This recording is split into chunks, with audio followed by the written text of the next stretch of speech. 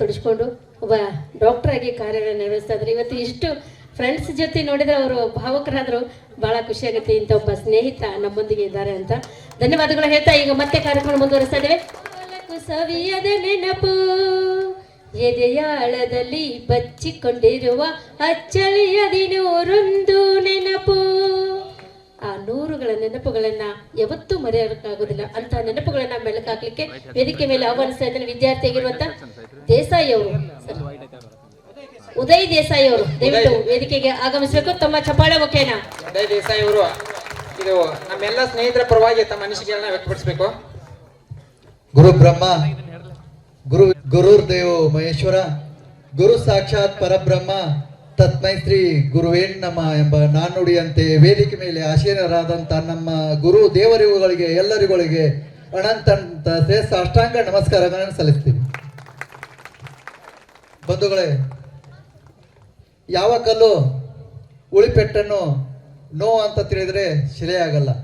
ಅದೇ ರೀತಿ ಯಾವ ವಿದ್ಯಾರ್ಥಿಯು ಶಿಕ್ಷಕರ ಬಡತವನ್ನು ನೋವು ಅಂತ ತಿಳಿದ್ರೆ ಆ ವಿದ್ಯಾರ್ಥಿಯ ಭವಿಷ್ಯ ಉಜ್ವಲವಾಗುವುದಿಲ್ಲ.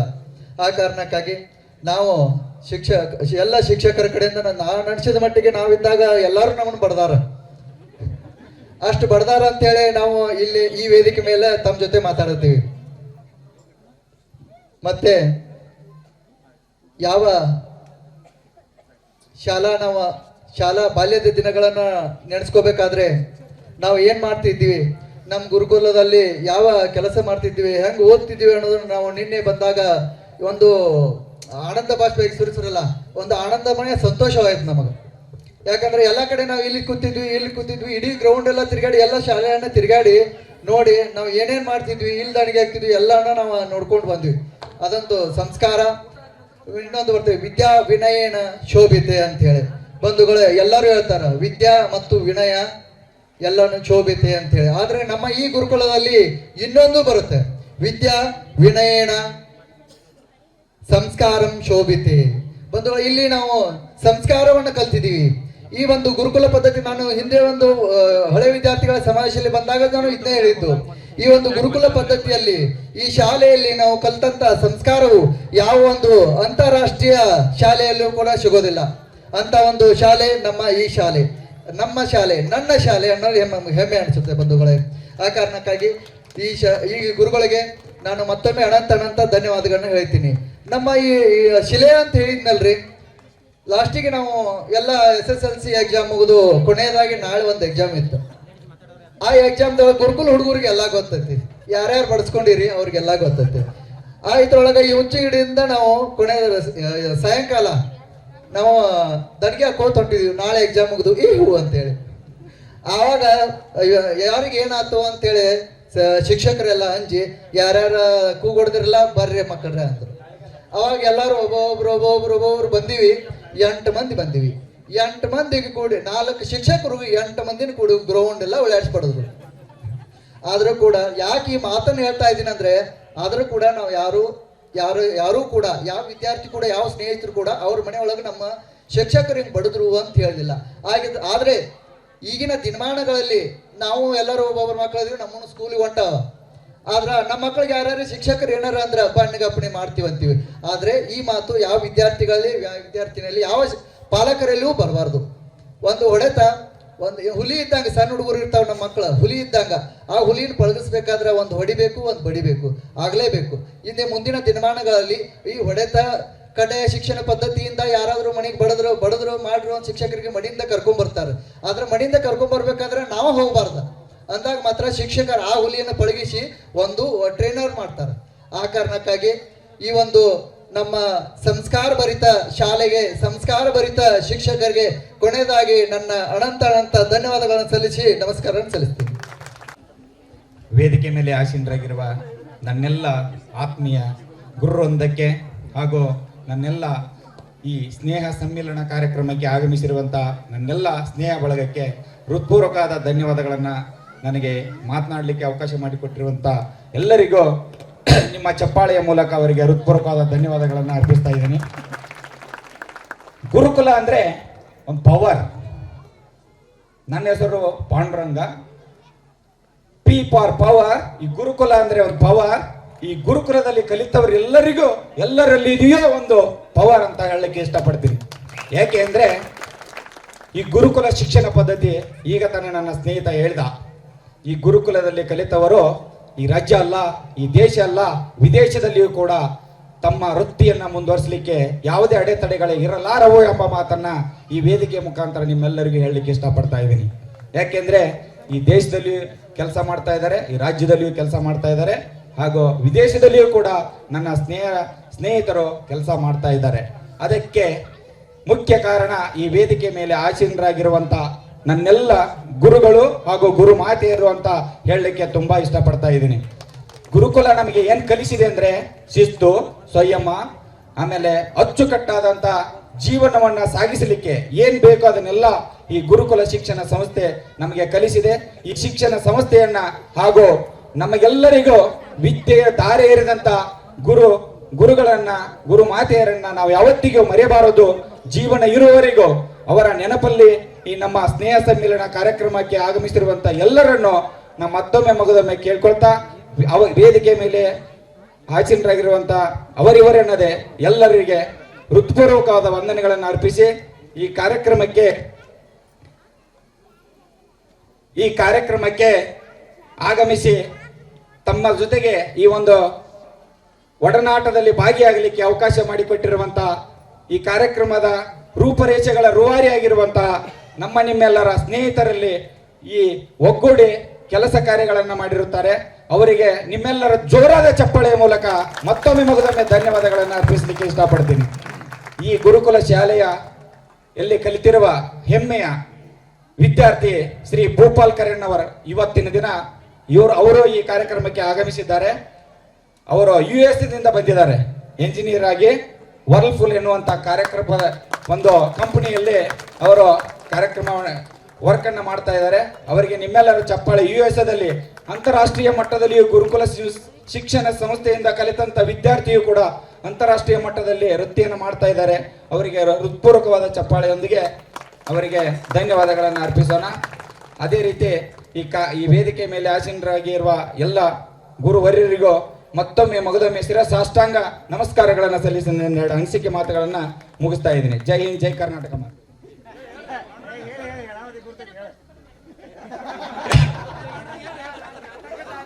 ನನ್ನ ಹೆಸರು ಪಾಂಡುರಂಗ್ ಅಂತ.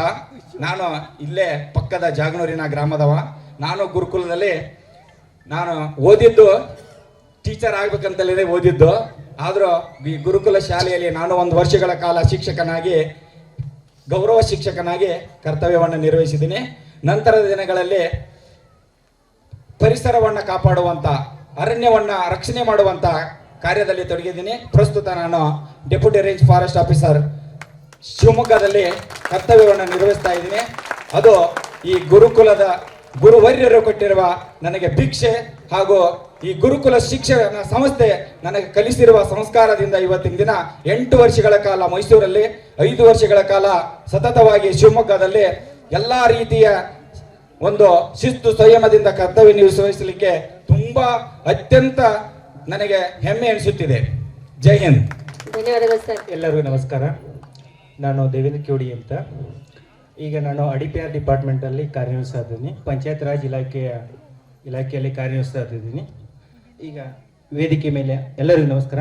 ವೇದಿಕೆ ಮೇಲೆ ಆಸೀನರಿರುವಂಥ ನಮ್ಮ ಎಲ್ಲ ಗುರುಗಳಿಗೆ ನಮಸ್ಕರಿಸುತ್ತಾ, ಹಾಗೂ ವೇದಿಕೆ ಮುಂಭಾಗದಲ್ಲಿರುವಂಥ ಎಲ್ಲ ನಮ್ಮ ಗೆಳೆಯರಿಗೆ ನಮಸ್ಕರಿಸುತ್ತಾ, ಎಲ್ಲ ವಿದ್ಯಾರ್ಥಿಗಳಿಗೆ ಸ್ವಾಗತಿಸುತ್ತಾ, ಇವತ್ತು ನಾವು 2002-2003ನೇ ಸಾಲಿನಲ್ಲಿ SSL ಇರುವಂಥ ಎಲ್ಲ ವಿದ್ಯಾರ್ಥಿಗಳು ಹಾಗೂ ನಮ್ಮ ಕಲಿಸಿದಂಥ ಎಲ್ಲ ಗುರುಗಳು ಈಗ ಇಂಥ ಸಂದರ್ಭ ಕಾರ್ಯಕ್ರಮದಲ್ಲಿ ಕೂಡಿವೆ ಭಾಳ ಸಂತೋಷ ಆಗ್ತಾ ಇದೆ. ಏಕೆಂದರೆ 2019-20 ಸಾಲಿನಲ್ಲಿ ಕರೋನಾ ಅನ್ನುವಂಥ ಮಹಾಮಾರಿಯ ರೋಗದ ಜೊತೆ ನಾವು ಎಲ್ಲರೂ ಹೋರಾಡಿದೀವಿ. ಆ ಕರೋನಾ ರೋಗದಲ್ಲಿ ನಾವು ಏನೇನು ಕಳೆದುಕೊಂಡಿದ್ದೀವಿ, ಏನಿಲ್ಲ ಎಂಬುದನ್ನು ಎಲ್ಲರಿಗೂ ಗೊತ್ತಿದ್ದ ವಿಷಯ. ಯಾಕೆಂದರೆ ಕರೋನಾ ರೋಗದ ಜೊತೆ ನಾವು ಎಲ್ಲರೂ ಪ್ರತಿಯೊಬ್ಬರು ಹೋರಾಡಿ ಇಂಥ ಕಾರ್ಯಕ್ರಮದಲ್ಲಿ ಎಲ್ಲರೂ ಕೂಡಿವೆ ಅಂದರೆ ಭಾಳ ಸಂತೋಷ ಆಗ್ತಾಯಿದೆ. ಏಕೆಂದರೆ ನಾವು ಸಂತೋಷ ಆಗ್ತಾ ಇದೆ ಅಂದರೆ ನಾವು ಒಂದು ದೇವರ ಆಶೀರ್ವಾದ, ತಂದೆ ತಾಯಿ ಆಶೀರ್ವಾದ, ನಮ್ಮ ಕಲಿಸಿದಂಥ ಗುರುಗಳ ಆಶೀರ್ವಾದ ನಮ್ಮೆಲ್ಲರ ಮೇಲೆ ಇದೆ ಅಂತ ನಾನು ಹೇಳಲು ಇಚ್ಛೆ ಪಡ್ತೇನೆ. ಏಕೆಂದರೆ ಈಗ ಮಾನವ ಜನ್ಮ ಹಾಗೂ ಗೆಳೆತನ ಸಂಬಂಧ ಅನ್ನೋದು ಬಹಳ ಮಹತ್ವವಾದದ್ದು. ಈಗಿನ ಕಾಲದಲ್ಲಿ ನಾವು 1 ಸೆಕೆಂಡ್ನಲ್ಲಿ ಒಂದು 100 ಜನ ಒಂದು ಮೆಸೇಜ್ 100 ಜನಕ್ಕೆ ಕಳಿಸ್ತೀವಿ, ಆದರೆ ಎದುರುಗಡೆ ಇದ್ದವರನ್ನೇ ಮಾತನಾಡಿಸೋದಿಲ್ಲ. ಯಾಕೆಂದ್ರೆ ಮಾನವ ಜನ್ಮದಲ್ಲಿ ಗೆಳೆತನ ಹಾಗೂ ಸಂಬಂಧ ಅನ್ನೋದು ಬಹಳ ಮಹತ್ವವಾದದ್ದು. ಯಾಕೆಂದ್ರೆ ನಾವು ಎಲ್ಲದಲ್ಲೂ ಶ್ರೀಮಂತರಾಗ್ತಾ ಇದೀವಿ, ಆದರೆ ಈ ಮಾನವ ಜನ್ಮ ಹಾಗೂ ಎದುರುಗಡೆ ಇದ್ದವರು ಗೆಳೆತನ ಅನ್ನೋದು ಇದರಿಂದ ಬಡವರಾಗ್ತಿದ್ದೀವಿ. ಇದು ನಮ್ಮ ಗುರುಗಳು ಕೂಡ ಒಪ್ತಾರಂತ ನಾನು ಹೇಳಿ ಇಷ್ಟಪಡ್ತೀನಿ. ಯಾಕೆಂದ್ರೆ ನಾವು 2003ರಲ್ಲಿ SSLC ಇದ್ದಾಗ ವೇದಿಕೆ ಮೇಲೆ ಇರುವಂತ ನಮ್ಮ ಗುರುಗಳು ಒಂದು ಮಾತನ್ನು ಹೇಳಿದ್ರು ನಮಗೆ.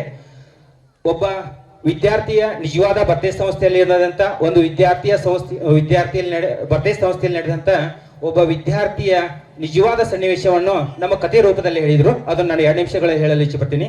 ಒಬ್ಬ 9ನೇ ತರಗತಿ ವಿದ್ಯಾರ್ಥಿಯು ಪಾಸಾದ ನಂತರ ಬೇಸಿಗೆ ರಜೆಯಲ್ಲಿ ಮನೆಯಲ್ಲಿದ್ದಾಗ ಅವರ ತಂದೆ ಅವನಿಗೆ ಹೇಳ್ತಾರೆ, ನಾನು ಬಡ ಕುಟುಂಬದವರು, ನೀ ಸಾಲಿ ಕಲಿದ್ರೆ ಸರಿಯಾಗಲ್ಲ, ನೀನು ನಾನು ಇಬ್ರು ದುಡಿದ್ರೆ ನಿಮ್ಮ ಬ್ರದರ್ ಸಿಸ್ಟರ್ಗಳನ್ನು ಚೆನ್ನಾಗಿ ಸಾಲಿ ಕಲ್ಸೋಣ, ನಮ್ಮ ಮನೆ ಕುಟುಂಬವನ್ನು ಚೆನ್ನಾಗಿ ನೋಡೋಣ ಅಂತ ಹೇಳಿದ್ರಂತೆ. ಆ ಹುಡುಗನಿಗೆ ಆಶ್ಚರ್ಯ ಆಗುತ್ತದೆ.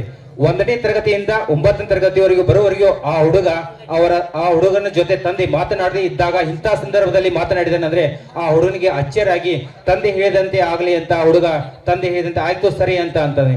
9ನೇ ತರಗತಿ ಮುಗಿಸಿದಂತ ವಿದ್ಯಾರ್ಥಿಗೆ ಯಾವ ನೌಕರಿ ಸಿಗುತ್ತದೆ? ಗೌರ್ಮೆಂಟ್ ನೌಕರಿ ಸಿಗುತ್ತಾ? ಪ್ರೈವೇಟ್ ಕಂಪ್ನಿಯಲ್ಲಿ ಸಿಗುತ್ತಾ? ಆದ್ರೆ ಅಗ್ರಿಕಲ್ಚರ್ ಲ್ಯಾಂಡ್ ಸಿಕ್ಕಿ ಇಲ್ಲ.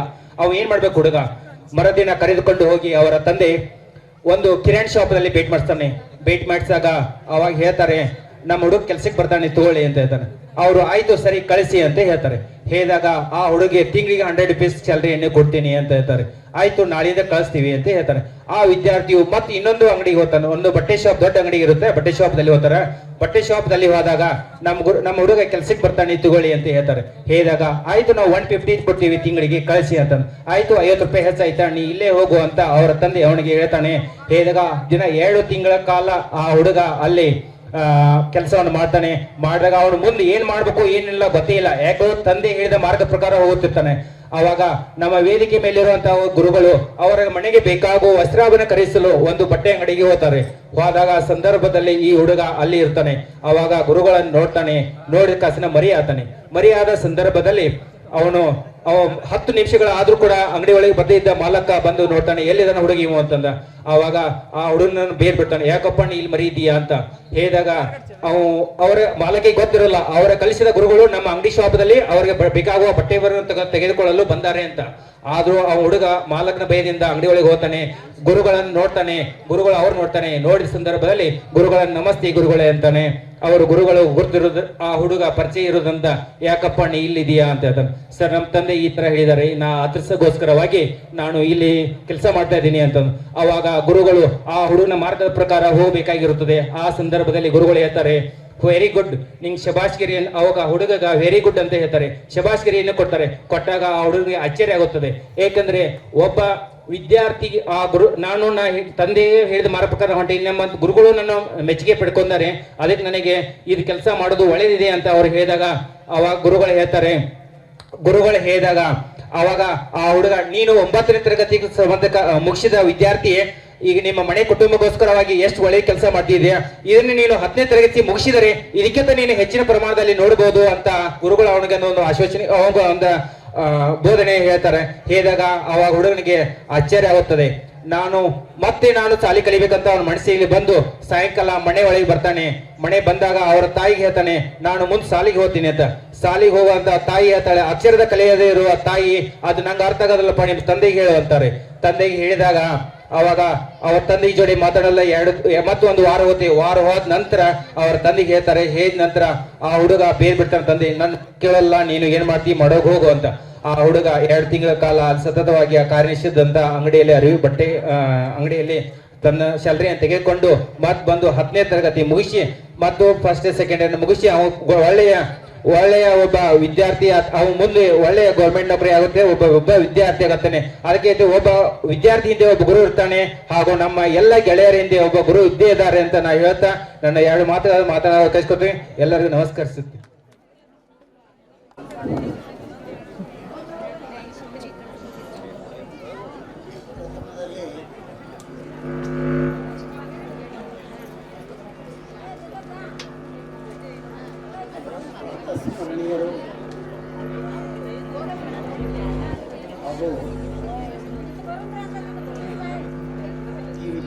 ಸಂಸ್ಥೆಯ ಸಂಸ್ಥಾಪಕರು ಆಗಿರ್ತಕ್ಕಂಥ ಪರಮ ಪೂಜ್ಯ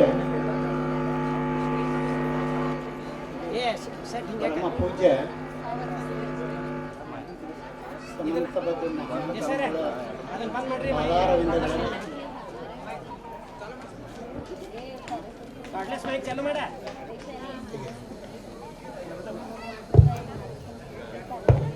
ಪಾದಾರವಿಂದಗಳಲ್ಲಿ ಅನಂತ ಪ್ರಣಾಮಗಳನ್ನು ಸಲ್ಲಿಸುತ್ತಾ ವೇದಿಕೆಯ ಮೇಲೆ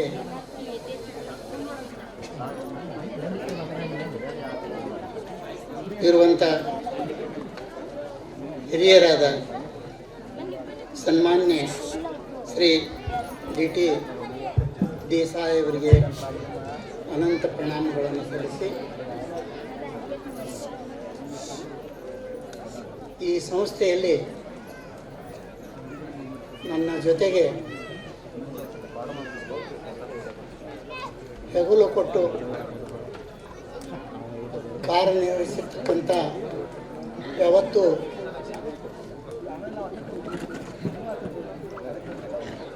ಸ್ನೇಹಿತರೆ, ಅಧ್ಯಾಪಕ ಸ್ನೇಹಿತರೆ,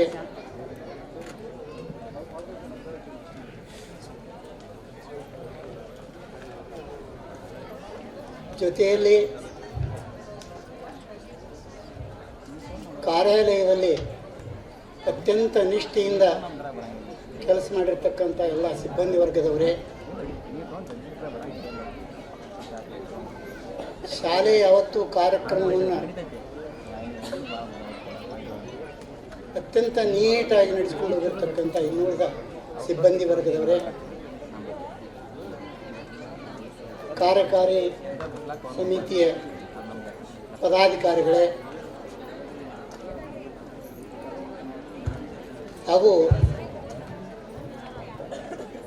2002 ಹಾಗೂ 2003ನೇ ಸಾಲಿನಲ್ಲಿ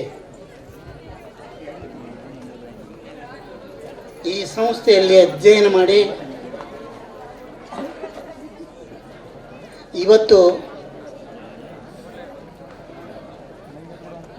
ತಮಗೆ ವಿದ್ಯಾದಾನ ಮಾಡಿರ್ತಕ್ಕಂಥ ಗುರುಗಳ ಸತ್ಕಾರ ಮಾಡ್ತಕ್ಕಂಥ ಒಂದು ಸಂದರ್ಭವನ್ನು ತಾವು ನಿರ್ಮಾಣ ಮಾಡಿ ಇಲ್ಲಿ ಆಗಮಿಸಿರ್ತಕ್ಕಂಥ ಸರ್ವರಿಗೂ ನನ್ನ ಅನಂತ ಶುಭಾಶಯಗಳನ್ನು ಸಲ್ಲಿಸಿ, ಇಲ್ಲಿ ಅನೇಕ ವಿದ್ಯಾರ್ಥಿನಿಯರು ತಮ್ಮ ಜೀವನ ಸಂಗಾತಿಗಳೊಂದಿಗೆ ಬಂದಿರಬಹುದು, ತಮ್ಮ ಮಕ್ಕಳನ್ನು ಕೂಡ ಕರೆದುಕೊಂಡು ಬಂದಿರಬಹುದು. ಅವರಿಗೂ ಕೂಡ ನಮ್ಮೆಲ್ಲ ಸಹೋದ್ಯೋಗಿ ಬಂಧುಗಳ ಪರವಾಗಿ ಅನಂತ ಪ್ರಣಾಮಗಳನ್ನು ಸಲ್ಲಿಸ್ತಾರೆ.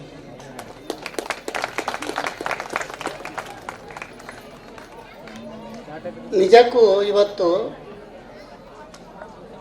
ನನ್ನ ಆದಿಯಾಗಿ ಎಲ್ಲ ನನ್ನ ಬಂಧು ಮಿತ್ರರಿಗೆ ಒಂದು ಅಭೂತಪೂರ್ವವಂಥ ಒಂದು ಸಮಾರಂಭ ಇದು. ಈಗ ನಮ್ಮ ಸ್ನೇಹಿತರಾಗಿರ್ತಕ್ಕಂಥ ತೀರ್ದಾಳೆಯವರು ಈ ಕಾರ್ಯಕ್ರಮಗಳ ರೂವಾರಿಗಳು. ಈಗ ಟೈಮ್ ಭಾಳ ಕಡಿಮೆ ಇದೆ, ಹಸಿವಾಗಿದೆ, ಬಹುಶಃ ಎಲ್ಲರಿಗೂ ಹಸಿವಾಗಿದೆ. 5 ನಿಮಿಷದಲ್ಲಿ ಹೇಳಿ ಹೋಗಬೇಕು ಅಂಥೇಳಿ ಕೊಟ್ಟಿದ್ದಾರೆ. ಸಿಕ್ಕಿದ್ದಷ್ಟು ಮಟ್ಟಿಗೆ ಅವರ ಮಾತಿನಂತೆ ನಾನು ಏನೇನು ಮಟ್ಟಕ್ಕೊಳಿಸ್ಬೇಕು, ಏನು ಮಾಡಬೇಕು ಅಂತ. ಯಾಕಂದರೆ ನಾವು ಮಾಸ್ತರ್ ಮಂದಿ ಗಂಟೆ ಹೊಡಿ ತನಕ ನಾವು ಹಂಗೆ ನಮ್ಮದೊಂದು ಚಟಾನೇ ಇರೋದು. ಗಂಟೆ ಹೊಡಿಬೇಕು ಅಂದು ಮೊದಲನೇದೊಂದು ಗಂಟೆ ಬಿದ್ದ ಮೇಲೆ ಗಂಟೆ ಬಿತ್ತಂತ ಒಮ್ಮೆ ನೆನಪಾಕೈತೆ, ಆಮೇಲೆ ಮತ್ತೊಮ್ಮೆ ಗಂಟೆ ಹೊಡಿಬೇಕು ಅವ್ರು. ಈ ನಮ್ಮ ಇವರು ಒಮ್ಮೆ ಬಂದು ನೆನಪು ಮಾಡ್ಬೇಕು ಅವ್ರು. ನಮ್ಮ ಸಿಬ್ಬಂದಿಯವರು ಒಮ್ಮೆ ಪುಸ್ತಕ ಹಿಡ್ಕೊಂಡಿವಿ ನಾವು ಆ ಕ್ಲಾಸ್ ಮುಂದೆ ಆಯ್ದು ಹೋಗ್ಬೇಕು. ಹಾಗೆ ನಾವೆಲ್ಲ ಗಂಟೆಗೂ ಕೂಡ ಗಮನ ಕೊಡದೇನೆ ತನ್ಮಯವಾಗಿ ಪಾಠ ಮಾಡಿರ್ತಕ್ಕಂಥ ಒಂದು ಸ್ವಭಾವ ಚಟ ಒಬ್ಬೊಬ್ಬರಲ್ಲಿ ಇರ್ತದೆ. ಆ ರೀತಿ ಅವರಿಗೆ ಈಗ ನೀವು ಗಂಟೆ ಹೊಡಿದ್ರೆ 5 ನಿಮಿಷ, ನಮಗೆ ಶಕ್ಕಿದ್ದಷ್ಟು ಮಟ್ಟಿಗೆ ನಾನು ಏನಾದರೂ ಒಂದು 1 ನಿಮಿಷ ಹೆಚ್ಚು ಕಡಿಮೆ ತೊಗೊಂಡ್ರು ಕೂಡ ದಯವಿಟ್ಟು ಯಾರು ತಿಳ್ಕೊ. ಯಾಕಂದರೆ ನನಗೆ ಬಹಳ ಸಂತೋಷ ಆಗಿದೆ. 16-17 ವರ್ಷವಾಯಿತು ನಾವು. ನನಗೆ ಇವರು ನಾನು ಇಲ್ಲೆಲ್ಲ ನಾನು ಅನ್ನೋಕ್ಕಿಂತ ನಾವೆಲ್ಲರೂ ಸೇರಿ ಹಳೆಯ ವಿದ್ಯಾರ್ಥಿಗಳ ಸಂಘ ಮಾಡಲಿಕ್ಕೆ ಆಗಲೇ ಸಣ್ಣಗೆ ಪ್ರೋತ್ಸಾಹ ಮಾಡ್ತಾಯಿದ್ವಿ. ನಾವು ಹೋಗುವಾಗ ಅದು ಸಣ್ಣಗೆ ಆರಂಭವಾಯಿತು. ಅದನ್ನು ನಾವು ವಾರಸುದಾರರಾಗಿ ನಮ್ಮ ಅಗದಿ ನನ್ನ ಬಲಗೈ ಬಂಟನಾಗಿರ್ತಕ್ಕಂಥ ನೇಮು ತೆರೆದಾಳ ಅಂದರೆ ಎಲ್ಲದಕ್ಕೂ ಓಡಾಡ, ಹಗಲು ರಾತ್ರಿ ಓಡಾಡ. ಇನ್ನೂ ಒಂದು ಜೊತೆಗೆ ಯಾವುದೇ ಕೆಲಸ ಇಲ್ಲ, ಶಾಲೆಯಲ್ಲಿ ಒಂದು ಕಾರ್ಯಕ್ರಮ ಮಾಡ್ತಾರೆ, ಈ ಮುಖ್ಯಸ್ಥರೇ ಮಾಡ್ತಾರಂತ ಅನ್ನೋದು ಅದು ಸುಳ್ಳು. ಅದು ಸುಮ್ಮನೆ ಕಾರಣೀಭೂತರು. ಅದು ಸಭಾಭೂಷಣರು ಇರ್ತಾರೆ ನೋಡ್ರಿ, ಸಭಾಭೂಷಣರು ಹಂಗೆ ಹೆಡ್ ಅಂದವ್ರು ಸಭಾಭೂಷಣ ಇದ್ದಂಗೆ ಮಾಡಿಸ್ಕೊಳ್ಳುವಂಥದ್ದು ಕಲೆ ಇರಬೇಕು ಅವ್ರಿಗೆ. ಯಾರು ಆ ಸಂಸ್ಥೆಯ ಹಿರಿತನ ವಹಿಸಿರ್ತಾರೆ ಅವರು ನಿಸ್ಪೃಹ ಬುದ್ಧಿಯವರು ಇರಬೇಕು. ಯಾವುದನ್ನು ಮನಸ್ಸಿನಲ್ಲಿ ತಂದುಕೊಳ್ಳಾರ್ದನ್ನು ಎಲ್ಲರೂ ಸಮಾನವಾಗಿ ಆ ಸಂಸ್ಥೆಯ ಹಿತಕ್ಕಾಗಿ, ಎಲ್ಲರ ಹಿತಕ್ಕಾಗಿ ಒಳ್ಳೊಳ್ಳೆ ಕಾರ್ಯಕ್ರಮಗಳನ್ನು ಹಮ್ಮಿಕೊಳ್ಬೇಕು ಅನ್ನುವಂಥ ಒಂದು ಭಾವನೆಯನ್ನು ಬಿತ್ತುವಂಥ ವಿಚಾರವನ್ನು ಈ ಗುರುಕುಲದ ಭೂಮಿ ನಮಗೆ ಕಲಿಸಿಕೊಟ್ಟಿದೆ. ಇಲ್ಲಿ ಅನೇಕ ಜನ ವಿದ್ಯಾರ್ಥಿಗಳು ಗುರುಕುಲ ಸತಿಗೃಹದಲ್ಲಿ ಇದ್ದು ವಿದ್ಯಾರ್ಜನೆ ಮಾಡಿರ್ತಕ್ಕಂಥವ್ರು ನೀವಿದ್ದೀರಿ. ಅವರೊಳಗೆ ಭಾಳ ನನಗೆ ಗುರುತಿದೆ. ನಾನೆಲ್ಲ ಭಾಳಷ್ಟು ಹಳ್ಳಿ ತಿರುಗಾಡಿದ್ದೀನಿ. ಶ್ರೀಮಂತ ವರ್ಗದಿಂದ ಬಂದಂಥವ್ರು, ಅವ್ರ ಮನ್ಯಾಗ ಆಳು ಕಾಳು ಏನೆಲ್ಲ ಕೆಲಸ ಮಾಡ್ತಕ್ಕಂಥ ವಿದ್ಯಾರ್ಥಿಗಳು. ಅಲ್ಲಿ ಏನೂ ಮಾಡಲಾರ್ದವ್ರಿಗೆ ಇಲ್ಲೆಲ್ಲ ಕೆಲಸ ಮಾಡ್ಲಿಕ್ಕೆ ಹಚ್ಚಿವಿ ನಾವು. ಕಸ ಹೊಡೆಯೋದು ಮೊದಲುಗೊಂಡು ಗುರುಕುಲದಲ್ಲಿ ಏನಪ್ಪ ಪ್ರತಿಯೊಂದು ಊಟದ ಪರಿಕರಗಳನ್ನು ಸ್ವಚ್ಛ ಮಾಡೋದ್ರ ಜೊತೆಗೆ ಅವರು ಅದರ ಮಹತ್ವ ತಿಳ್ಕೊಳ್ಳಿ ಅಂತಕ್ಕಂಥದ್ದೇ ಮಹಾರಾಜರ ಒಂದು ಪ್ರೇರಣೆ. ಗುರುಕುಲದ ಪ್ರಣಾಳಿಕೆಯಲ್ಲಿ 5 ತತ್ವಗಳನ್ನು ಹೇಳಿಕೊಟ್ಟಿದ್ದಾರೆ. ಅದನ್ನು ನಿಮ್ಗೆ ಈಗ ನೆನಪು ಮಾಡಿಕೊಡುವಂಥ ಒಂದು ಸುಯೋಗ ಇದೆ. ನನಗೆ ಈಗ 16-17 ವರ್ಷವಾಯಿತು ನಿವೃತ್ತಿಯಾಗಿ.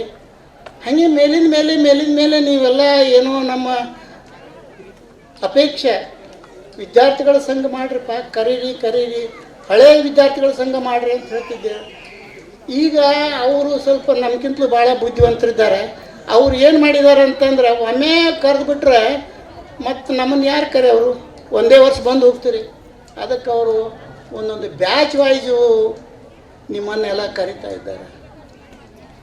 SSLC PUC ತನಕ ಏನು ಮಾಡಿ ಹೋಗಿದ್ರೆ ಅವರು ಒಂದೊಂದು ವರ್ಷವಾಗಿ ಬಂದು ಒಬ್ರಿಗೊಬ್ಬರು ನೀವು ಇಲ್ಲಿ ಭೇಟಿ ಆಗ್ತಕ್ಕಂಥದ್ದು, ನಿಮ್ಮ ಸ್ನೇಹಿತರನ್ನು ಭೇಟಿ ಆಗ್ತಕ್ಕಂಥದ್ದು, ನಿಮ್ಮ ಗುರುಗಳನ್ನು ಭೇಟಿ ಆಗ್ತಕ್ಕಂಥದ್ದು, ನಿಮ್ಮ ವಿಚಾರಗಳನ್ನು ನಮ್ಮ ವಿದ್ಯಾರ್ಥಿ ಸ್ನೇಹಿತರು ಹೇಳಿದರು.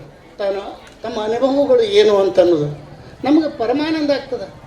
ಈಗ ಮಾಸ್ತರ್ ಅಂತಂದರೆ ಇದು ಅವ್ರಿಗೆ ಹೇಳಿದ್ದು ನಾನು ಎಷ್ಟೋ ಸಲ ಹೇಳಿದ್ನಿ, ಅದನ್ನು ಚಾಚೂ ತಪ್ಪದೆ ಪಾಲಿಸ್ಕೊಂಡು ಬಂದ.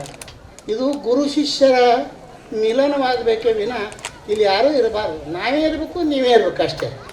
ನಮಗೆ ನೀವು ಹೇಳಬೇಕು, ನಾವು ನಿಮಗೆ ಹೇಳಬೇಕು.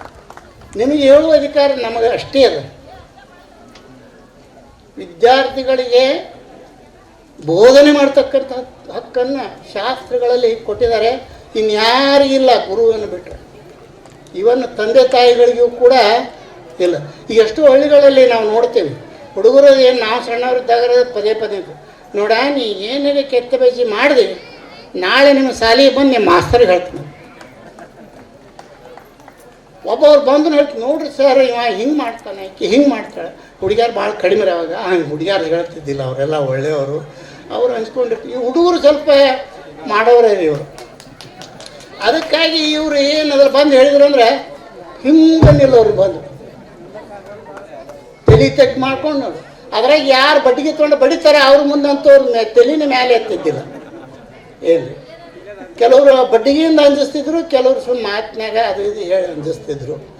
ಈ ರೀತಿ ಎರಡೂ ಬೇಕ್ರಿ. ಅದು ವಿದ್ಯಾ ಬರಬೇಕಾದ್ರೆ ಚಡಿ ಚಮ್ ವಿದ್ಯಾ ಘಮ ಅಂತ ಹೇಳ್ತಿದ್ರ. ಈಗ ಹೈಸ್ಕೂಲ್ಗೆ ಬಂದಮೇಲೆ, ನಮ್ಮ ಗುರುಕುಲಕ್ಕೆ ಬಂದಮೇಲೆ ಇಲ್ಲಿ ತತ್ವಕ್ಕೆ ಅನುಗುಣವಾಗಿ ನಾವು ಅವ್ರಿಗೆ ಬರೀ ಬಡಿಗೆಯಿಂದಲ್ಲ ಮಾತಿನಿಂದ ನನಗೆ ಅನುಭವ ಅದ. ನಾವು ಹೊರಗೆ ಬಂದ್ರೆ ಬರೀ ಸುಮ್ಮನೆ ಗಂಟೆ ಆದ್ಮೇಲೆ ಹೊರಗೆ ಬಂದ್ರೆ ನೀವೆಲ್ಲ ಇಲ್ಲಿ ಚುರುಮುರಿ ಪನ್ಮರಿ ತಿಲ್ಲಕ್ಕೆ ಹೋದವ್ರು ದಡ ಗಂಟೆ ಆಯಿತು ಓಡಿ ಬರ್ತಿದ್ರು. ಇದಕ್ಕಿಂತಲೂ ಹೆಚ್ಚಿಂದ ಏನದ ನೆನಪಾಗ್ತದೆ ನಮಗೆ. ಅಂತಹ ಒಂದು ಸಂಸ್ಕಾರಯುತವಾದ ಬದುಕನ್ನು ನಿಮಗೆ ಕಲಿಸ್ಕೊಟ್ಟಿದೆ. ಈಗೆಲ್ಲ 22-23 ವರ್ಷಗಳ ಹಿಂದೆ ನಿಮ್ಮ ಮಿಲನವಾಗಿತ್ತು, ಇವತ್ತು ಆಗ್ತಾ ಇದೆ. ಇದನ್ನು ಎಷ್ಟು ಕಣ್ಣು ತುಂಬಿಕೊಂಡ್ರು ಸಾಲದು ನಮಗೆ. ನನ್ನ ಬೆಂಗಳೂರಾಗಿದ್ದೆ, ನಾನು ಬರಬೇಕನ್ನುವಂಥ ಆತರ ದೂರ. ಏನು ಮಾಡಲಿ, ನಮಗೂ ಈಗ ವಯಸ್ಸಾಗಿದೆ. ಮನಿತನ ಬಂದರು ನಮ್ಮ ಹಳ್ಳೊಳ್ಳಿ ಇವರು ಸವಿತಾ ಅಲ್ಲ, ಮೇಘಾ ಅವರು ಮತ್ತು ಬಾಗಿ ಅವರು, ಪರೀಟ್ ಅವರು ನಮ್ಮ ಮನೆ ತನಕ ಬಂದು ಅಲ್ಲಿ ಹುಡುಕಾಡ್ಕೊಂಡು ಬಂದು, ಬೆಂಗಳೂರಂತ ಊರ ಮನೆ ಹುಡುಕಾಡ್ಕೊಂಡು ಬಂದು ಭಾಳ ಅಂತಃಕರಣದಿಂದ ಬರಬೇಕು ನೀವೊಂದು ನನಗೆ ಬರಬೇಕು ಅನ್ನೋ ಭಾಳ ಆಸಕ್ತಿ ರೀ. ಅದರಲ್ಲಿಂದ ಬರಬೇಕಾದ್ರೆ ಸಮಸ್ಯೆ ಆದರೂ ನಿಮ್ಮೆಲ್ಲರ ಪ್ರೀತಿ ವಾತ್ಸಲ್ಯಕ್ಕೆ ಮಣಿದು ನಮ್ಮನ್ನು ಭಗವಂತ ಇಲ್ಲಿ ಕರೆಸ್ಕೊಂಡಿದ್ದಾನೆ. ನಿಮ್ಮನ್ನು ನೋಡ್ತಕ್ಕಂಥ ಭಾಗ್ಯ ನಮಗೆ ಲಭಿಸಿದೆ ಅಂತ ಹೇಳಿಕ್ಕೆ ನನಗೆ ಭಾಳ ಸಂತೋಷ ಅಂತ ಅನಿಸ್ತದೆ. ಯಾಕಂತಂದರೆ ಇದು ಕಲಿಯುಗ. ಈಗ ನಾವು ನೀವು ಇರುವುದು ಸಾಮಾನ್ಯ ವಿಧ ಅಲ್ರಿದು, ಕಲಿಯುದು, ಕಡಿದು ತನ್ನ ಆರ್ಭಟ ತೋರಿಸ್ತಕ್ಕಂಥದ್ದು.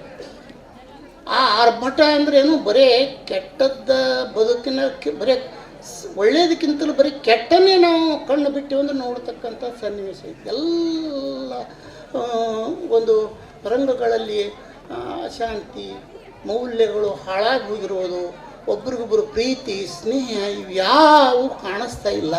ಅಂಥದ್ರಲ್ಲಿ ನೀವೆಲ್ಲ ಅದನ್ನು ಅಳವಡಿಸ್ಕೊಂಡಿದ್ರಲ್ಲ, ಬದುಕಿನಲ್ಲಿ ಅಳವಡಿಸ್ಕೊಂಡು ಇವತ್ತು ನೀವೇನದಲ್ಲ ಒಂದು 22 ವರ್ಷಗಳ ನಂತರದ ಸುಮಾರು ನಿಮಗೆಲ್ಲ 40-42 ವರ್ಷಗಳ ಆಸುಪಾಸಿನಲ್ಲಿರ್ತಕ್ಕಂಥ ನೀವು ಏನು ಒಂದು ಅದ್ಭುತವಾದಂಥ ಒಂದು ಕಾರ್ಯ ಮಾಡ್ತಾ ಇದ್ದೀರಿ.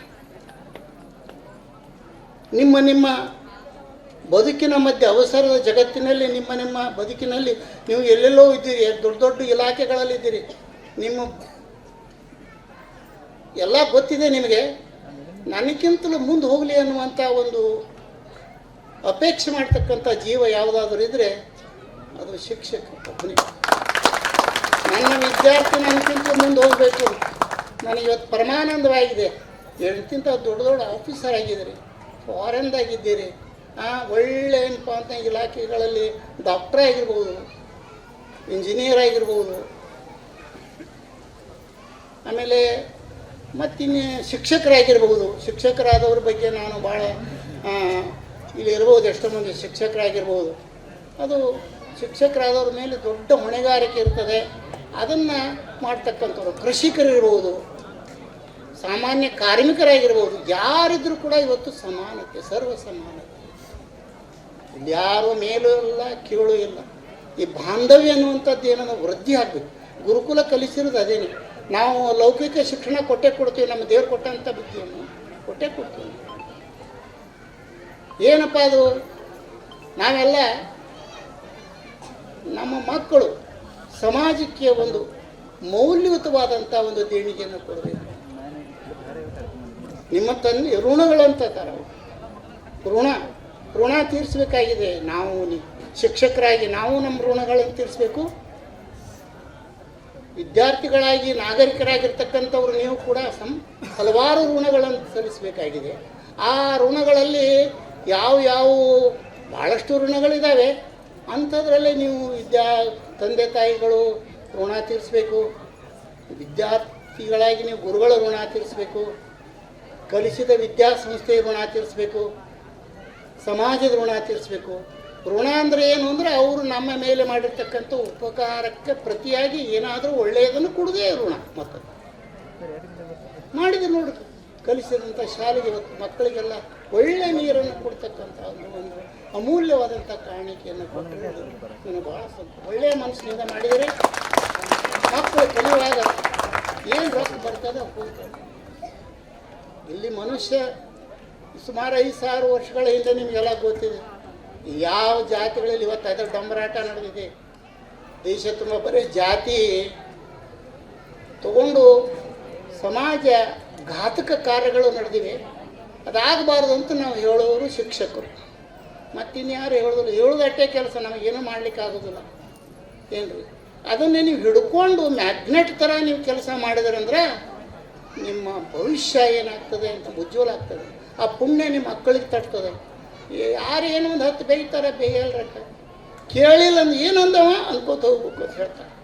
ಬೇಯ್ದು ಕೇಳ್ತದೆ, ನಮ್ಮನ್ನು ಬೇಯ್ತಿರ್ತಾರೆ ಬಾಬು, ಏನೋ ಅಂದಲ್ಲವ ಅಂತ ಕೇಳದಂತೆ ಹೋಗ್ಬೇಕು. ಒಳ್ಳೆಯದನ್ನು ಕಿವಿಗೊಟ್ಟು ಕೇಳಬೇಕು, ಕೆಟ್ಟದ್ದನ್ನು ಬಿಟ್ಟು ಬಿಡಬೇಕು. ಅಲ್ಲಿ ಕಷ್ಟ ಸುಖಗಳು ಬಂದೇ ಬರ್ತಾವೆ. ಸುಮಾರು 5,000 ವರ್ಷಗಳಿಂದ ಈ ಭೂಮಿ ಮೇಲೆ ಏನಪ್ಪ ಅಂತಿರಲಿಲ್ಲ. ಬರೀ ಹೆಣ್ಣು ಗಂಡು ಎರಡು ಜಾತಿ. ಇವತ್ತು ಕೋಟ್ಯಾಂತರ ಜಾತಿಗಳಾಗಿ ವಿಂಗಡನಾಗಿ ನಮ್ಮನ್ನು ದೊಡ್ಡವರು ಸಣ್ಣವರು ಅನ್ನುವಂಥ ಒಂದು ಭಾವದಲ್ಲಿ ವಿಂಗಡಣೆ ಮಾಡ್ತಾ ಇದ್ದಾರೆ. ಅದು ಯಾವತ್ತೂ ಒಳ್ಳೆಯದಲ್ಲ. ನಮ್ಮ ಗುರುಕುಲದಲ್ಲಿ ನಾವು ಅದರ ಜೊತೆಗೆ ಕಲಿಸಿಕೊಂಡು ಬರುವಂಥ ಅವಕಾಶವನ್ನು ಈ ಪೂಜ್ಯರು ಹೇಳಿಕೊಟ್ಟಿದ್ರು. ಪಠ್ಯಕ್ರಮದಲ್ಲಿ ನಾವು ಒಂದು ME ಅಂತ ಹೇಳಿ ಒಂದು ಪೀರಿಯಡ್ ಇರ್ತಿತ್ತು, ಮಾರಲ್ ಎಜುಕೇಷನ್ ಅಂತ, ನೈತಿಕತೆ. ಬದುಕು ಏನು ಕಲ್ತ್ರೆ ಏನದ ನೋಡ್ರಿ. ನಾ ಭಾಳ ಶಾಣೆ ಆಗಿನ ಅಂತ ಹೇಳಿದ್ವಿ. ಅಪಾರ್ಥ ತಿಳ್ಕೊಬೇಡ್ರಿ, ಒಬ್ರು ಹೇಳಿರ್ತಕ್ಕಂಥ ಮಾತಿದು, ನಾ ಹೇಳೋದಲ್ಲ. ನಾ ಭಯಂಕರ ಶಾಣೆ ಅದನ್ರಿ, ಗೋಲ್ಡ್ ಮೆಡಲ್ ತೊಗೊಂಡೀನಿ. ನಾನು ಬೇಕಾದ ಪ್ರಶ್ನೆ ಕೇಳಿದ್ರು ಉತ್ತರ ಕೊಡ್ತೀನಿ ಅನ್ನುವಂಥ ಇದರದಿಂದ ಅವನಿಗೆ ಭಾರಿ ತಲೆಗೆ ಏರಿ ಬಿಡ್ತಾರೆ ಅಹಂಕಾರ. ನಾ ಏನು ಹೇಳಿದ್ರು ಅಂತಾರೆ. ಅವ ಒಂದಿನ ಬಟ್ಟೆ ಎಲ್ಲ ತೆಗೆದು ಭುಜಾದ ತಿರುಗಾಡಕತ್ತ. ಅವನಿಗೆ ಏನು ಪುರಸ್ಕಾರ ಸಿಕ್ಕಿರ್ಬೋದು ನೀವು ಆಲೋಚನೆ ಮಾಡ್ರಿ. ನೋಡಿದವ್ರು ಒಂದೊಂದು ಕಲ್ ತೊಗೊಂಡೋಗ್ತಾರೆ. ಹಾಗೆ ಬುದ್ಧಿ ಕಲಿತದ್ದು ಓದಿದ್ದು ಮುಖ್ಯ ಅಲ್ಲ, ಕಲಿಕೆ ಕಡಿಮೆ ಇರಲಿ, ತಿಳುವಳಿಕೆ ಅನ್ನುವಂಥದ್ದು ಏನದಲ್ಲ ಅದು ಭಾಳ ಮುಖ್ಯದ. ಅದನ್ನು ಇಂಥ ಮಹರ್ಷಿಗಳು ಸಂತರು ಅವರೆಲ್ಲ ಹೇಳಿಕೊಟ್ಟಿದ್ದಾರೆ. ಅದನ್ನೇ ನಾವು ನಿಮಗೆ ಪೋಸ್ಟ್ಮನ್ಕಿ ಮಾಡ್ತೀವಿ. ನಂಬಲ್ಲಿ ಇರೋದು ಅಂದರೆ ನಮ್ಮಲ್ಲಿ ಏನವ್ರು ಹೇಳಿಕೊಟ್ರೆ ಅದನ್ನು ನಾವು ನಿಮಗೆ ಪೋಸ್ಟ್ಮನ್ ಎಲ್ಲರ ಪತ್ರ ಓದ್ಕೊತ್ಕೊಂಡಿರ್ತಾನೆ ಅಂದ್ರೆ ಅವ್ರ ಮನೆಗೆ ಹೋಗಿ ಕುಡ್ದಾರ ರಗಡಾಗಿರ್ತದೆ ಅವನು.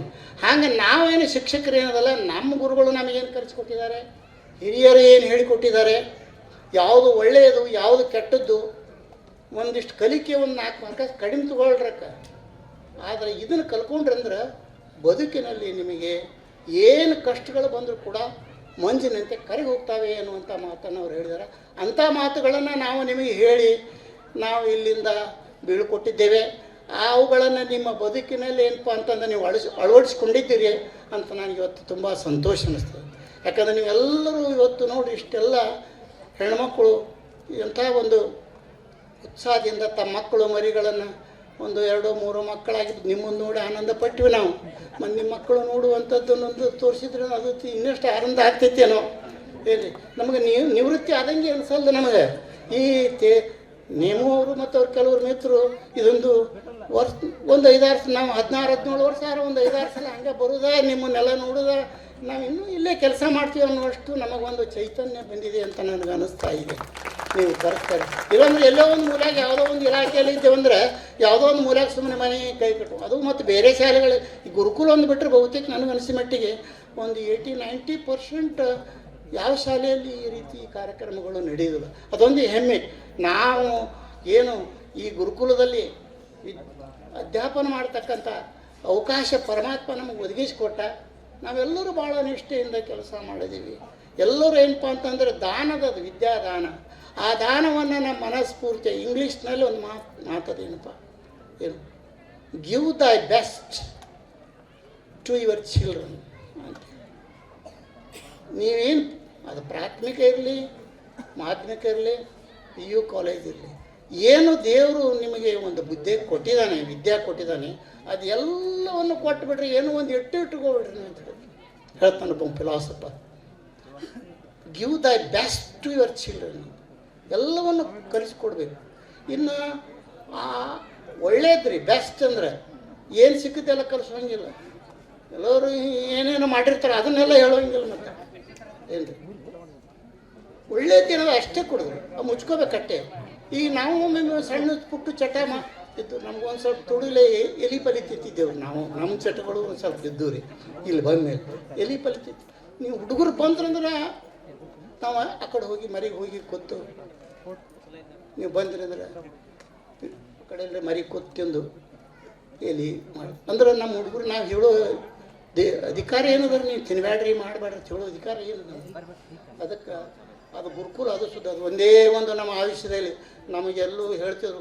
ಒಂದು ದಿನ ಬಾಗೇವಾಡಿ ಒಳಗೆ ನಾವು ನೌಕರಿ 38 ವರ್ಷ ಈ ಊರೊಳಗಿದ್ರೆ ಒಂದು ದಿನ ಬಾಗೇವಾಡಿ ಊರೊಳಗೆ ಹೋಗಿ ಹೋಟೆಲ್ನಾಗ ಹೋಗಿ ನಾವು ಯಾರು ಚಹಾ ಕೊಡೋದಿಲ್ಲ, ಒಬ್ಬರು ಕುಡ್ದಿಲ್ಲ. ಹೊರಬಾದಾಗ ಮತ್ತು ಊಟ ಬೇಕು ಚಹಾ ಬೇಕು ಮಾಡಿವ್ರೆ ಅದನ್ನು ಮಸರು ಹೇಳಕ್ಕೆ ಬರೋಲ್ಲ ಅಲ್ಲಿ ಮಾಡಿ. ಆದರೆ ಮತ್ತೊಂದು ಏನೇನು ಚುಟ್ಟ ಹಚ್ಚಿದೋದಾಗಲಿ ಮತ್ತೊಂದು ಏನಾರು ಮಾಡೋದಾಗಲಿ ಖಂಡಿತ ನಾವು ಯಾರೂ ಮಾಡಿಲ್ಲ. ಮತ್ತು ಆ ಧೈರ್ಯ ನಮಗಿದೆ. ಅಂಥವ್ರನ್ನು ನಿಮ್ಮನ್ನು ತಯಾರು ಮಾಡಿದ್ದೀವಿ. ಎಂತಿಂಥ ಅಧಿಕಾರಿಗಳಾಗಿರಲ್ಲ, ನಮಗೇನು ಆನಂದ ಇದೆ. ಸ್ವರ್ಗಕ್ಕಿಂತಲೂ ಅದಕ್ಕೆ ಎಲ್ಲರೂ ಅಲ್ಲಿಂದ ನಮ್ಮನ್ನು ಸ್ವರ್ಗದಾಗ ಆಗುವಂಥದ್ದು ಅಂತ ಕೇಳ್ತಿದ್ದೀವಿ. ಬರೇ ಈಗ ನಮ್ಮನ್ನು ತಲೆ ಮ್ಯಾಗ ಏನಪ್ಪ ಅಂತಂದ್ರೆ ಹೂ ಹಾಕಿ ಅಲ್ಲಿಂದ ಕರ್ಕೊಂಡು ಬಂದ್ರೆ ಆನಂದ ಪುಷ್ಪಗಳು ನಮ್ಮ ಕಣ್ಣಿಂದ ಊದಿರಿದ. ಇದಕ್ಕಿಂತಲೂ ಏನು ನಮ್ಮ ಜನ ಸಾರ್ಥಕ ಆಯ್ತು? ಇನ್ನು ಹೆಚ್ಚಿಂದ ಏನು ಬೇಕಾದ್ರೆ ರೊಕ್ಕ ರೂಪಾಯಿ ನಮಗೂ ಬರೋದಿಲ್ಲ, ಏನೂ ಬರೋದಿಲ್ಲ, ಎಲ್ಲ ಇಲ್ಲೇ ಬಿಟ್ಟು ಹೋಗೋದಿದೆ. ನಮ್ಮ ತೆರೆದಾಳವ್ರು ಹೇಳಿದಂತೆ ನಮ್ಮ ಟೈಮ್ ಬಹುತೇಕ ಮುಗಿಲಿಕ್ಕೆ ಬಂದಿದೆ, ಆಗಿದೆ. ಇನ್ನೇನು ಒಂದೆರಡು ಮಾತುಗಳನ್ನು ಹೇಳಿ ಓರಿ ಗಂಟೆ ಹೊಡಿತೀರಿ, ಹಸಿವಾಗಿದೆ, ಈಗ ಗಂಟೆ ಹೊಡೆದಿದ್ದಾರೆ. ಅದಕ್ಕಾಗಿ ನಾನು ಕೊನೆಯದಾಗಿ ಏನಪ್ಪ ಅಂತಂದರೆ ಉಪದೇಶ ಅಂತ ನಾನು ನಿಮಗೆ ಹೇಳ್ತೀನಿ ಅಂತ ದಯವಿಟ್ಟು ತಿಳ್ಕೊಬೇಡ್ರಿ. ಅಂದ್ರೆ ಎಷ್ಟೇ ದೊಡ್ಡವರಾದರೂ ಕೂಡ ತಂದೆಗೆ ಮಕ್ಕಳು ಚಿಕ್ಕವರೇನೆ. ನೀವು ಮಹಾನ್ ವ್ಯಕ್ತಿಗಳಾಗ್ರಿ, ದೇಶಕ್ಕೆ ಕೀರ್ತಿ ಅಂತಕ್ಕಂಥವ್ರಾಗ್ರಿ, ನಿಮ್ಮ ತಂದೆ ತಾಯಿಗಳಿಗೆ ಹೆಸರು ತರ್ರಿ. ನಿಮ್ಮ ಋಣ ಏನಪ್ಪ ಈಗ 40 ವರ್ಷದೊಳಗೆ ಭಾಳಷ್ಟು ಋಣಗಳನ್ನು ನೀವು ತೀರಿಸಿದ್ದೀರಿ. ಶಾಲೆಗೆ ಕೊಟ್ಟಿದ್ದೀರಿ, ಸಮಾಜಕ್ಕೆ ಏನಪ್ಪ ಅಂತ ಒಳ್ಳೆಯವರು ಅಂತ ಅನ್ಸ್ಕೊಂಡ್ರಿ. ನಿಮ್ಮ ತಂದೆ ತಾಯಿಗಳಿಗೆ ನನ್ನ ಮಗ ದೊಡ್ಡ ಒಳ್ಳೆಯ ವ್ಯಕ್ತಿ ಆಗಿದೆ ನಾನು ಅಂತ ಅನ್ಸ್ಕೊಂಡ್ರಿ. ಅದಕ್ಕೆ ರೊಕ್ಕ ರೂಪಾಯಿ ಕೊಟ್ರೆ ಮುಪ್ಪಿನ ಕಾಲದಾಗ ಅವ್ವ ಅಪ್ಪಗಳು ರೊಕ್ಕ ರೂಪಾಯಿ ಕೊಟ್ರೆ ಅದೇನೋ ದೊಡ್ಡ ಸ್ಥಿತಿ ಅಲ್ರಿ, ಋಣ ಮುಟ್ಟಿಸ್ತಂಗಲ್ಲ. ಅವ್ರಿಗೆ ಅನಿಸ್ಬೇಕಲ್ಲ, ನನ್ನ ಮಗ ಸಮಾಜದಲ್ಲಿ ಗೌರವಾನ್ವಿತ ವ್ಯಕ್ತಿ ಆಗಿದ್ದಾನೆ, 4 ಜನ ಅವರನ್ನು ಮಾತಾಡಿಸ್ತಾ ಇದ್ದಾರೆ, ಆ ಒಳ್ಳೆಯ ವಿಧಾನ ಅಂತ ಬತ್ತು ಅಂತಂದರೆ ನಿಮ್ಮ ಋಣ ಸಂಪೂರ್ಣವಾಗಿದೆ ಅಂತ ತಿಳ್ಕೋಬೇಕು. ನೀವೆಲ್ಲ ಅಂಥವ್ರು ಅನ್ನಿಸ್ಕೊಂಡಿದ್ದೀರಿ. ನಿಮಗೂ ನಿಮ್ಮ ಮಕ್ಕಳಿಗೂ ಒಳ್ಳೆಯದಾಗಲಿ, ವಿದ್ಯಾ ಕೊಡ್ರಿ, ಒಳ್ಳೆಯದನ್ನು ಕಲಿಸ್ರಿ. ನಿಮ್ಮ ಪತ್ನಿಯರಿಗೂ ಕೂಡ ಒಳ್ಳೆಯ ಮಕ್ಕಳ ಪಾಲನೆ ಪೋಷಣೆಯಲ್ಲಿ ನೀವು ಸಹಕಾರಿಗಳಾಗಿರಿ. ಅವರ ಉಪಕಾರವನ್ನು ನೀವು ಸ್ಮರಿಸಿರಿ. ಬರೇ ಊಟ ಮಾಡಿ ಅವರ ಒಂದು ನೆನಪಿನಲ್ಲಿ, ಅವರ ನೆನಪಿನಲ್ಲಿ ನೀವು ತ್ಯಾಗ ಜೀವಿಗಳಾದ್ರಂದ್ರೆ ನೀವು ಎಲ್ಲ ಸಂಪೂರ್ಣ ಆಯಿತು ಅಂತ ಹೇಳಿದ್ದಾರೆ.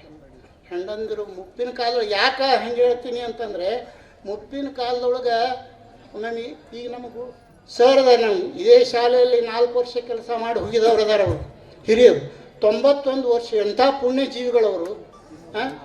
ಅವ್ರಿಗೆ ಈಗ ಎಲ್ಲ ಮಕ್ಕಳು ತಮ್ಮ ಕೆಲಸ ಮಾಡ್ಕೊಂಡು ಹೋಗ್ತಾರೆ. ದೇಸಾಯಿ ಅವರು ಚಿರಂಜೀವಿ ಅವರು ಏನು ಈಗ ಅವ್ರನ್ನ ಕೈ ಹಿಡಿದು ಬಾತ್ರೂಮಿಗೆ ಕರ್ಕೊಂಡು ಹೋಗ್ಬೇಕಲ್ರಿ.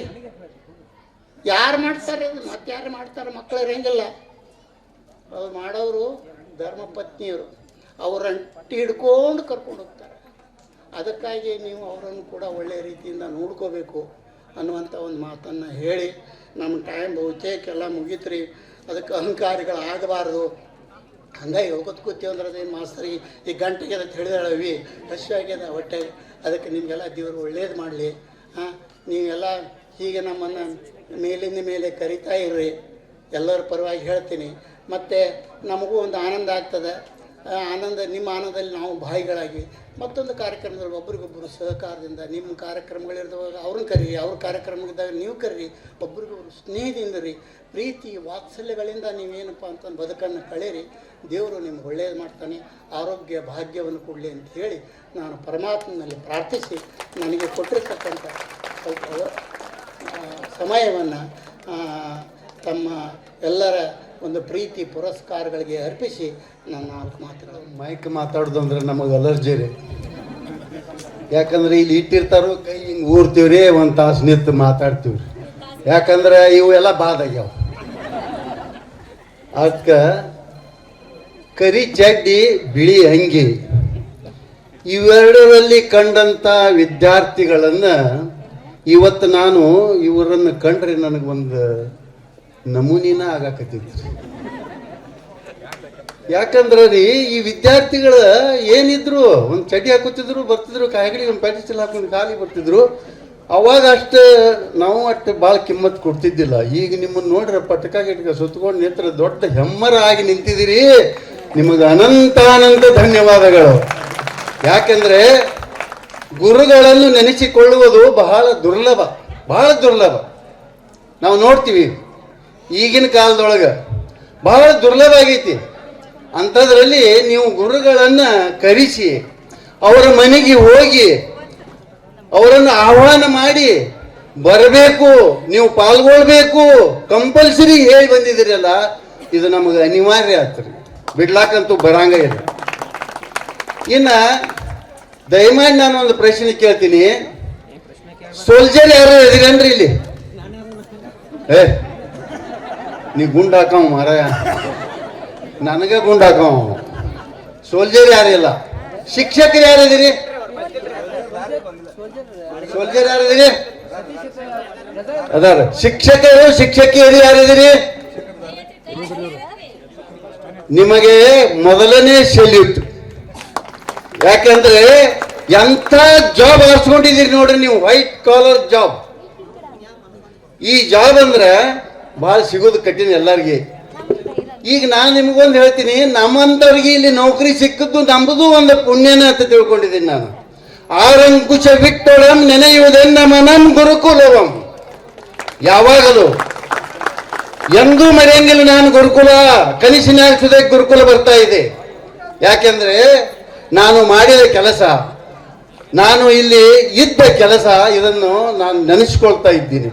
ಇನ್ಮೇಲೆ ನಾನು ಭಾಳ ಮಾತಾಡ್ಲಿಕ್ಕೆ ಹೋಗುದಿಲ್ಲ. 2 ಮಿನಿಟ್ ಕೊಟ್ಟು ಹೋಗ್ಯಾರ ನೋಡಿ ಇವ್ರು. ಬಟ್ ಅಲ್ಲಿ ಬರ್ಗುಡ್ದ ಈ ವೇದಿಕೆ ಮೇಲೆ ಇವ್ರದೆಲ್ಲ ಹೇಳ್ಗುಡ್ದನೆ 2 ಮಿನಿಟ್ ಹಾಕಕ್ಕೆ ಅದೆಲ್ಲ ಬ್ಯಾಡ ಅಂತ ಬಿಟ್ಟು ಇರ್ಲಿ ಬೇರೆ ಬೇರೆಕ್ಕ ಅವ್ರು ಏನಪ್ಪ ಇವ್ ತನ್ನ ಚಾಲು ಮಾಡಿದ್ಲ ಅಂತ ಅನ್ಲಿ ಅಂದ್ರೂ ಅಡ್ಡಿ ಇಲ್ಲ. ಏನೈತ್ರಿ ಶಿಕ್ಷಣ ಅಂದ್ರೆ ಏನು? ಶಿಕ್ಷಣ ಹೇಗೆ ಬರುತ್ತೆ? ಗುರುಕುಲ ಪ್ರಣಾಳಿಕೆ ಹೇಗೆ ಬಂತು? ಶಿಕ್ಷಣ ಅಂದ್ರೆ ನೀವೆಲ್ಲರೂ ಅಂಗಿ ಸಾರಿ ಉಟ್ಕೊಂಡಿದ್ದೀರಿ, ಎಲ್ಲ ಒಂದೇ ಥರ ಅದಾವನ್ರಿ? ಬೇರೆ ಬೇರೆ ಅದಾವ. ನೀವೆಲ್ಲರೂ ಹಾಕೊಂಡು ಚಪ್ಪಲಿ ಒಂದೇ ಥರ ಅದಾವನ್ರಿ? ಬೇರೆ ಅದಾವ. ನೀವೆಲ್ಲ ಊಟ ಮಾಡೋದು ಒಂದೇ ಥರ ಐತನ್ರಿ? ಬೇರೆ ಐತಿ. ಇದೆಲ್ಲ ಬೇರೆ. ಶಿಕ್ಷಣ ಯಾಕೆ ಒಂದೇ ನಮೂನಿ? ಶಿಕ್ಷಣ ಯಾಕೆ ಒಂದೇ ನಮೂನಿ ಆಗಿದೆ ರೀ? ಏನಾಗಿದೆ ಅದು? ಅಲ್ಲಿ ನೀರು ಕೊಡ್ಬೇಕ್ರೆ ನನಗೆ, ಯಾಕಂದ್ರೆ ಮುಗಿದೈತಿ ಶಾಂತಿ, ಇನ್ನೇನು ಭಾಳ ದಿವಸ ಬದುಕಂಗಿಲ್ಲ ಏನ್ರಿ? ಶಿಕ್ಷಣ ಬೇರೆ ಬೇರೆ ಯಾಕ್ರಿ? ಇದು ಯಾಕೆ ಹಿಂಗಾತು? ಶಿಕ್ಷಕರು ಏನು ಮಾಡ್ತಾರೆ ಗೊತ್ತಾ? ಕ್ಲಾಸ್ ರೂಮ್ನಲ್ಲಿ ಹೋಗ್ತಾರೆ, ಅದು ಒಂದು ಪಾಠ ಮಾಡ್ತಾರೆ, ಅವ್ರ ಕೊಡ್ತೇಕ ಅವರ ಹೋಗಿ ಬಿಡ್ತಾರೆ. ಇದು ಶಿಕ್ಷಣ, ಪೂರ್ಣ ಶಿಕ್ಷಣ ಆಯ್ತಾ? ಇದರಿಂದ ಶಿಕ್ಷಣ ಆಗಲಿಲ್ಲ. ಶಿಕ್ಷಣ ಆಗಬೇಕಾತಂದ್ರೆ ಮಗುವಿಗೆ ಯಾವ ಪ್ರಕಾರವಾಗಿ ತಿಳಿತದೆ ಆ ಮಟ್ಟಕ್ಕೆ ಹೋಗಿ ಅವನಲ್ಲಿ ಯಾವುದು ಇಂಟ್ರೆಸ್ಟ್ ಇದೆ, ಯಾವುದರಲ್ಲಿ ಅವನು ಭಾಗ ತಗೋತಾನೆ, ಅದನ್ನ ಅರಿತುಕೊಂಡು ಮಾಡುವವನೇ ಶಿಕ್ಷಕ. ಅದೇ ಶಿಕ್ಷಣ. ಇದಕ್ಕೆ ಶಿಕ್ಷಣ ಅಂತಾರೆ. ಅದಕ್ಕೆ ಟ್ರೈಲರ್ ಮೇಡ್ ಅಂತ ಅಂತಾರೆ. ವಿವಿಧ ಪ್ರಕಾರವಾಗಿ ಶರ್ಟ್ ಮೇಲೆ ಎಲ್ಲರೂ ಬೇರೆ ಬೇರೆ ಹೊಲಿಸ್ತಾರೆ ಇಲ್ರಿ? ಹಂಗ ಇದು ಸುಲೇಖ ಹೆಂಗಿರ್ಬೇಕ್ರಿ? ಒಬ್ರಿಗೆ ಏನು ತಿಳಿತದ್ರಿ? ಏಕಪಾಟಿ ಹೇಳಿದ್ರೆ ಅಂಡರ್ಸ್ಟ್ಯಾಂಡಿಂಗ್, ಅವ ಏಕಪಾಟಿ. ಇನ್ನೊಬ್ರಿಗೆ ಹೊಡ್ತಾ ಹಾಕಿ ಹೇಳ್ಬೇಕಾಕೈತಿ. ಆ ಹೊಡ್ತಾ ಹಾಕಿ ಹೇಳೋವಾಗ ಮೇಲೆ ಮೇಲೆ ಹೇಳಿ ಅವನೇನ್ ಮಾಡ್ಬೇಕು? ಗುಂಡ್ಕಲ್ ಇದ್ದವನ ತಯಾರು ಮಾಡ್ಬೇಕಾಕೈತಿ. ಇನ್ನೊಬ್ಗ ಆಡ್ತಾ ಮಾಡ್ತಾ ಹೇಳಿದ್ರೆ ತಿಳ್ಕೊಳ್ಳುವಂತ ಶಕ್ತಿ ಇರ್ತೈತಿ. ಅವನಿಗೂ ಹಂಗ ತಿಳ್ಕೊಳ್ಳೋ. ಹಿಂಗ ನಮೂನಿ ಹರೇಕ್ ನಮೂನಿಗೆ ಹೇಳಿದ್ರೆ ವಿದ್ಯಾರ್ಥಿಗಳಿಗೆ ಏನಾಗತ್ತೆ? ಅಂಡರ್ಸ್ಟ್ಯಾಂಡಿಂಗ್ ಆಕತ್ತೆ. ಇದನ್ನು ತಿಳ್ಕೊಂಡು ಯಾರು ಶಿಕ್ಷಕರು ತಮ್ಮ ಕಾರ್ಯವನ್ನು ನಿರ್ವಹಿಸ್ತಾರೋ ಅವರೇ ನಿಜವಾದ ಶಿಕ್ಷಕರು. ಆ ಶಿಕ್ಷಣ ಗುರುಕುಲದಲ್ಲಿ ಮಾತ್ರ ಸಿಗುತ್ತದೆ. ಆಚಾರ್ಯರು ಆ ಕೆಲಸ ಮಾಡ್ತಾ ಇದ್ರು. ಏನಂದ್ರೆ ಹಿಂದಿನ ಕಾಲದಲ್ಲಿ ಗುರುಕುಲ ಇದ್ದು ಸುಮಾರಾಗಿ 5,000 ಗುರುಕುಲಗಳಿದ್ದು 5,000 ಗುರುಕುಲದಲ್ಲಿ ವಿದ್ಯಾರ್ಜನೆ ಮಾಡಿದ ವಿದ್ಯಾರ್ಥಿಗಳು ಹೊರಗೆ ಬಂದ ತಕ್ಷಣ ಅವರು ತಮ್ಮ ಚಾರಿತ್ರದಲ್ಲಿ ಸ್ವಲ್ಪ ಕಿಂಚತ್ತೂ ತಪ್ಪುತ್ತಿದ್ದಿಲ್ಲ. ಅದೇ ಪ್ರಕಾರವಾಗಿ ಯಾವ ಪ್ರಕಾರವಾಗಿ ಗುರುಕುಲದಲ್ಲಿ ಶಿಕ್ಷಣ ಪಡೆದಿದ್ದರೋ ಅದೇ ಪ್ರಕಾರವಾಗಿ ತಮ್ಮ ಜೀವನದಲ್ಲಿ ಪೂರ್ತಿಯಾಗಿ ನಡೆದುಕೊಳ್ತಾ ಇದ್ರು. ಇನ್ನು ಸಂಸ್ಕಾರ ಮಕ್ಕಳಿಗೆ, ನಿಮಗೆ ಎಲ್ಲರಿಗೆ ಸಂಸ್ಕಾರ ಇದೆ, ನಿಮ್ಮನ್ನು ಬಿಟ್ಟ ದಯಮಾಡಿ ತಪ್ಪು ತಿಳ್ಕೊಬೇಡ್ರಿ. ಯಾಕಂದ್ರೆ ಕರೆದು ಸತ್ಕಾರ ಮಾಡಿದಿರಿ, ಸಂಸ್ಕಾರ ಇಲ್ಲತ್ ಮಾತಾಡಿ ವಾದ್ ನೋಡವ ಅಂತ ಅನ್ಬೇಡ್ರಿ. ನಿಮ್ಗೆಲ್ಲರಿಗೆ ಸಂಸ್ಕಾರ ಐತಿ. ಇದ ಸಂಸ್ಕಾರ ನಿಮ್ಮ ಮುಂದಿನ ಮಕ್ಕಳಿಗೆ ಕೊಡ್ತಾ ಇರ್ಬೇಕು. ನೀವು ಹೆಂಗ ಕೊಡ್ತಾ ಇರ್ಬೇಕು?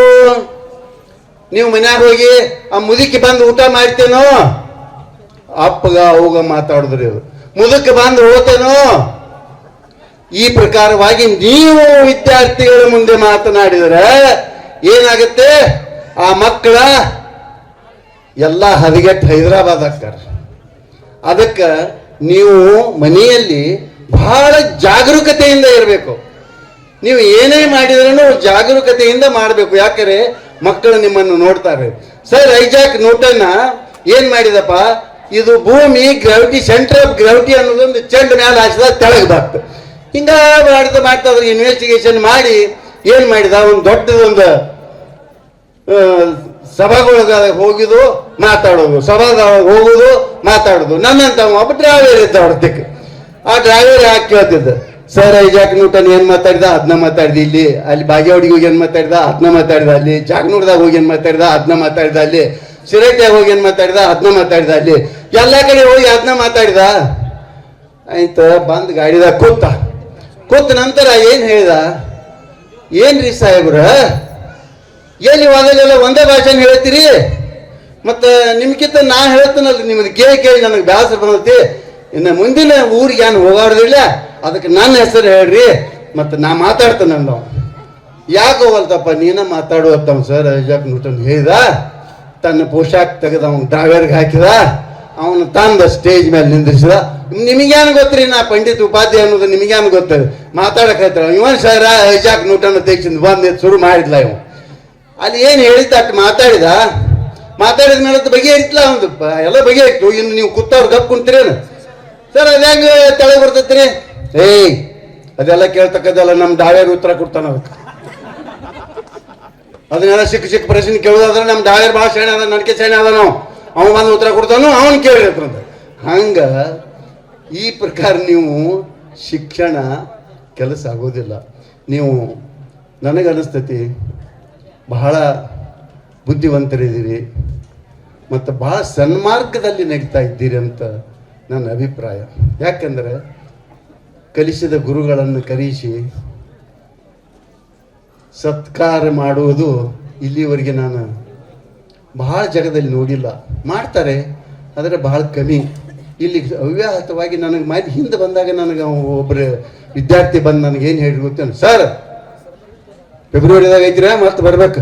ಹೌದ ಅವನು ಇಲ್ಲಿ ನೋಡ ಕಡ್ಡಾಯವಾಗಿ ಹೇಳಿಬಿಟ್ರು. ಆವಾಗನೇ ಹೇಳ್ರಿ, ಅದ ಸ್ಟೇಜ್ ಮೇಲೆ ಬಂದಕ್ಕೆ ನಿಂತು ಇಲ್ಲಿ ತೆಳಗೆ ನಿಂತರು ಹೇಳಿಬಿಟ್ರು, ಇನ್ನು ಬರ್ಬೇಕ್ರೆ ನೀವು ಆಯ್ತು ರೀ ಬರ್ತೀವ್ರಿಪ್ಪ ಅಂತೇಳಿ. ಯಾಕಂದ್ರೆ ನೀವು ಸತ್ಕಾರ ಮಾಡೋದು ಅಮೂಲ್ಯವಾದ ಸತ್ಕಾರ. ಒಂದು ಎಲಿನ ಕೊಡಲಿ, ಒಂದು ಹೂವಿನ ಪಕ್ಕಳಿನ ಕೊಡಲಿ, ಅದು ಸತ್ಕಾರ. ಆ ಸತ್ಕಾರದಿಂದ ಸಿಗತಕ್ಕಂಥ ನಮ್ಮಲ್ಲಿ ಒಂದು ಏನು ಆಶಾಭಾವನೆ ಅದಲ್ಲ, ಅದಕ್ಕೆ ಮಿತಿ ಇಲ್ಲ. ನನಗಂತೂ ಅಕ್ಷರಶಃ ಮಿತಿ ಇಲ್ಲ. ಇಷ್ಟ ಖುಷಿ ಜೀವನದೊಳಗೆ ನನಗೆ ಎಲ್ಲಿ ಸಿಕ್ಕಿಲ್ಲ ಅಂತದ. ಇವತ್ತ ಗುರುಕುಲದಲ್ಲಿ ಇದು ಮೋಸ್ಟ್ ಪ್ರೊಬಬಲಿ 5ನೇದು 6ನೇ ಸತ್ಕಾರ ಅನ್ನಿಸ್ತಾ ಇದೆ ನನಗೆ.